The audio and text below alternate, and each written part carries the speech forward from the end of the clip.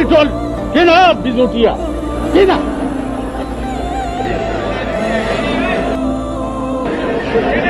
عزیزانو معافی غواړم زه په بیمار ځان باندې درته راغلی یم نو خدای ته وګورئ لږ زما لاج وساتئ لږ په ارام کښېنئ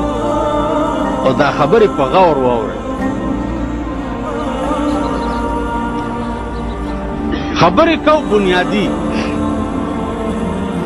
چې رحمان بابا 350 کاله مخکې یو شعر ویلی دی چې که ظاهر مې د سړو دي زه یې څه کړم ظاهر شان شوکت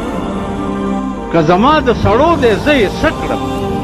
په معنا کې د چارپایو په حساب یې